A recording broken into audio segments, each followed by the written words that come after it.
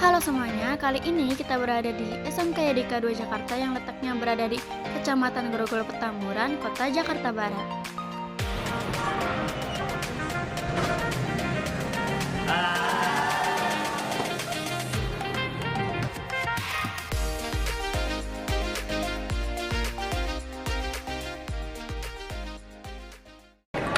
Halo teman-teman semuanya, perkenalkan saya Tera Nauli selaku mahasiswa MNC University. Pada kesempatan kali ini, saya diberikan kesempatan untuk mewawancarai salah satu pendidik yang sangat berperan penting dalam dunia pendidikan, khususnya dalam tingkat sekolah menengah kejuruan.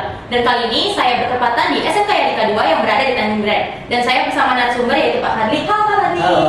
Boleh memperkenalkan diri dulu ke teman-teman semuanya, Pak? Oke, perkenalkan nama saya Pak Fadli. Di sini saya mengajar pendidikan agama Islam di SMK YDK 2.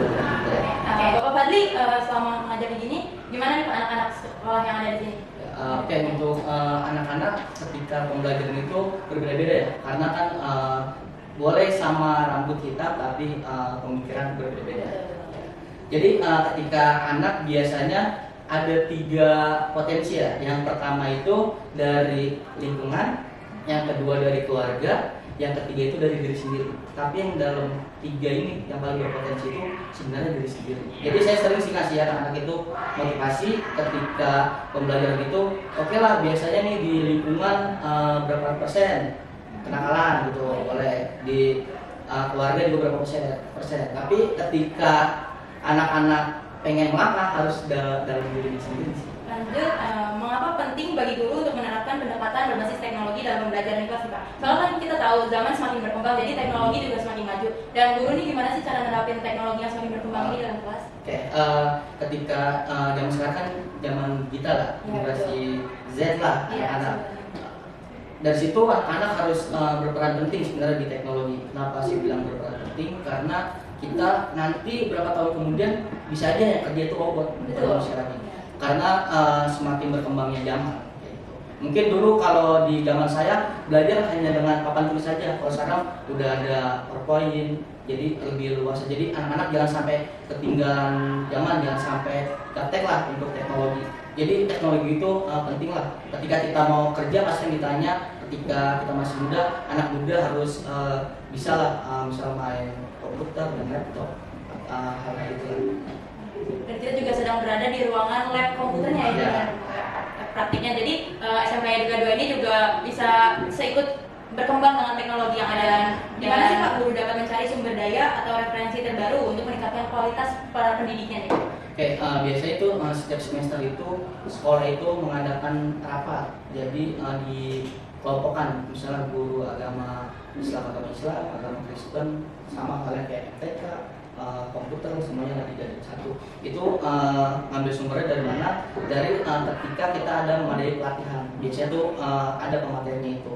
Sumbernya dari banyak buku lah yang diambil. Jadi ketika itu dikelompokkan, jadi nanti sharing pelajaran.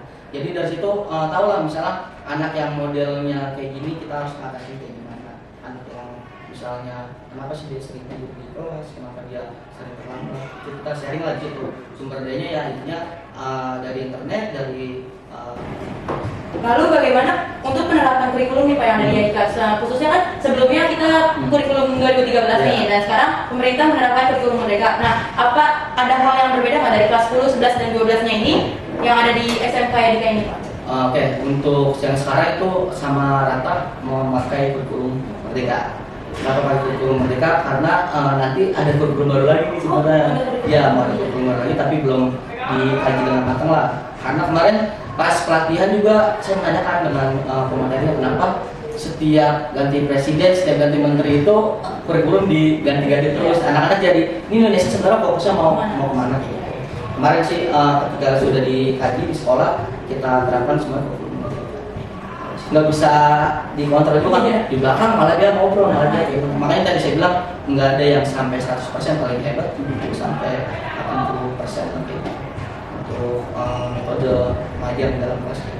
Begitu anak-anak juga nggak fokusnya di Indonesia ini masih banyak itu cabang itu pelajaran masih terlalu banyak kalau menurut saya. Seharusnya di tingkat SMA itu udah rucut lah. Jika kita maksudnya. Dan menurut Bapak, mengapa pentingnya bagi guru untuk terus mengikuti pelatihan profesional dan pengembangan keterampilan baru nih Pak? Ya, karena guru itu diguru dan ditiru ya. Jadi ketika ada hal yang baru nih sekarang guru harus upgrade lah. Banyak masih guru yang nggak ngerti teknologi gitu, teknologi lah masih banyak juga. Dari situ guru harus update terus juga apa nih perkembangan sekarang nih, anak-anak senangnya apa, anak-anak kalau di kelas sukanya kayak gimana sih, itu kenapa pentingnya harus mengikuti pelatihan sih. Kayak itu setiap sekolah itu pasti setiap semesternya pasti ada pelatihan entah dari pemerintah, entah dari sekolah itu sendiri.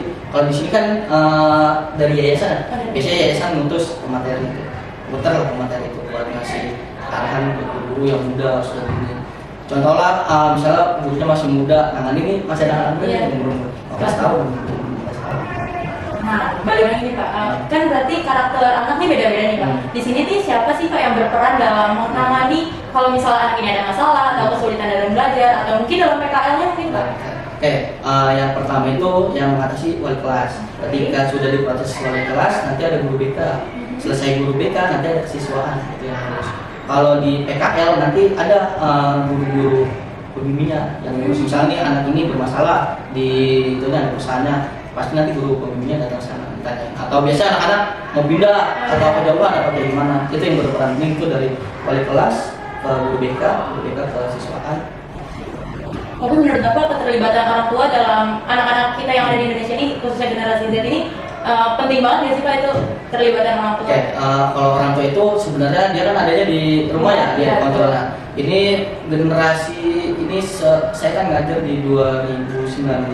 Ini semenjak pas COVID nih anak-anak jadi pemikirannya gimana ya? Jadi kayak tahun rebahan lah ya, kayak mas-masan lah kayak gitu. Itu di situ perannya orang tua itu penting, tapi di zaman sekarang ya namanya orang tuanya misalnya umurnya berapa lah, nggak tua-tua banget itu, jadi belum bisa menjiwai sebagai orang tua. Tapi kalau menurut saya itu penting banget orang tua itu ngasih sayang anaknya, terus juga ngasih perhatian lah kayak gitu. Kadang kan orang tua ada yang cuek aja, anak mau pulang jam berapa? Iya benar. Tapi ini harus saling itu sih berkesinambungan antara anak, orang tua sama guru. Itu ketika itu sudah mulai itu dipastikan pasti bagus lah gitu. Selama Bapak mengajar nih, anak-anak ini kan pasti bergaul sama teman-temannya. Nah, lingkungan yang baik buat anak-anak itu yang menurut Bapak itu gimana sih Pak? Biasanya lingkungan baik kan kalau di sekolah itu seperti ada kegiatan OSIS, kegiatan pramuka gitu. Itu kalau bisa sih anak-anak di kelompokkan mainnya sama-sama OSIS kan, pemikirannya tentang belajar lah, tentang biasa sih anak-anak kalau saya bilang kalau misalnya di tongkrongan itu kebanyakan negatifnya pasti pengen kayak gimana juga pasti kebanyakan negatifnya. Tapi sih kalau bisa mainnya itu sama OSIS atau atau organisasi yang ada di sekolah yang positif. Nah, kegiatan organisasi yang ada di SMK Yadika 2 ini apa aja nih Pak? Biar saya lebih kenal sama SMK Yadika 2. Yang pertama itu ada kegiatan rohis, ada rokris. Kalau rohis itu yang muslim, kalau rokris itu yang Kristen. Terus ada pramuka, ada OSIS, ada lah sekolah-sekolahnya lagi banyak ketika kayak futsal, bulu tangkis lah. Masih banyak juga. Tapi yang lebih terkenal itu ya dari OSIS, dari anak-anak pramuka lah, dari sisi organisasi yang positif lah. Contohnya tadi anak-anak selesai upacara ngasih piala gitu kemarin yang juara.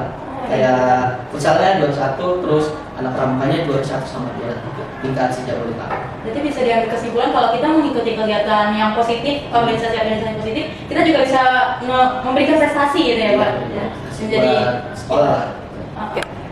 Nah kita untuk menutup pembicaraan kita nih Pak, boleh sedikit sampaikan kata-kata Bapak untuk kita sebagai pelajar, mahasiswa, dan sistem pendidikan yang ada di Indonesia nih Pak. Oke, untuk kata-kata motivasi buat anak-anak itu ketika lagi berproses jangan banyak protes gitu lah, alurnya diikutin aja, step by stepnya itu harus diikuti alur lah. Jadi belajar itu jangan banyak ngeluh, jangan banyak protes, biar nanti ke depannya mungkin guru itu di dalam kelas marah, mungkin orang tua marahin kita atau orang yang lebih tua marahin kita itu karena dia sayang sama kita. Jadi ketika kita semua lagi belajar itu prosesnya step by step itu harus benar, biar ke depannya itu baiklah bagus. Nah teman-teman, banyak banget kan dari video ini yang bisa kita ambil, yang bisa kita pelajari, khususnya untuk kita generasi muda yang akan menjadi penerus-penerus bangsa. Dan mungkin nanti Pak Fadli ada beberapa pengganti-pengganti lain yang jadi kayak Pak Fadli seperti ini, yang hebat banget untuk mengajar di sekolah menengah kejuruan ini. Saya Teresia Nauli, pamit undur diri, bye-bye.